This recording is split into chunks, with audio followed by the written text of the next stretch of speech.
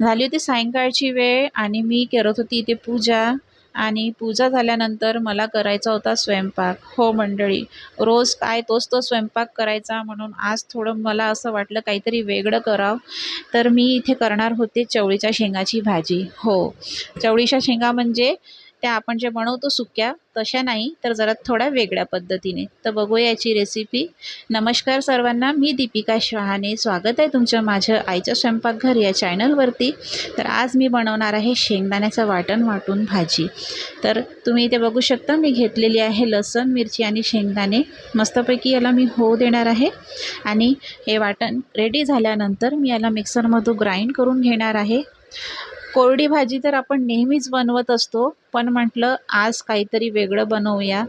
तुम्ही पण अशा पद्धतीने भाजी बनवत असता का? मला कमेंटमध्ये नक्की मेसेज करून सांगा.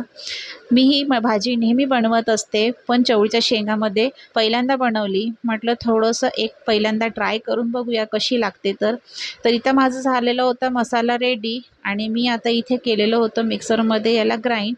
आणि त्याच्या आधी मी शेंगांना थोडंसं वाफवून घेणार आहे. म्हणजे की जर त्याला वाफवून घेतलं ना तर भाजी बनवताना आपल्याला थोडंसं छानपैकी शेंगा शिजवायची गरज नाही पडत.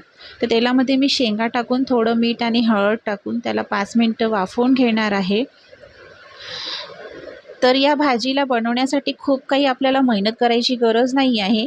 जर कांदा नसेल ना तुमच्याकडे कुठल्याही भाजीला, तर तुम्ही अशा पद्धतीने कुठलीही भाजी बनवू शकता. मस्त छान आणि टेस्टी लागते आणि हो हेल्दी पण असते खरंच. कारण यामध्ये इतर मसाले आपण कुठलेच घालत नाही, त्यामुळे एकदम घरगुती आणि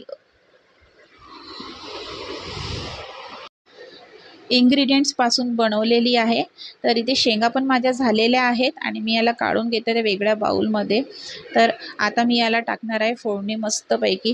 तर मी हे म्हणत होते जर तुमच्याकडे कांदा वगैरे नसेल आणि असेल तरी ही रेसिपी एकदा नक्की ट्राय करून बघा. इतकी टेस्टी आणि छान चवदार लागते ना, तर तुम्ही वारंवार याला बनवायला म्हणजे परत हे कराल की मला बनवायलाच पाहिजे.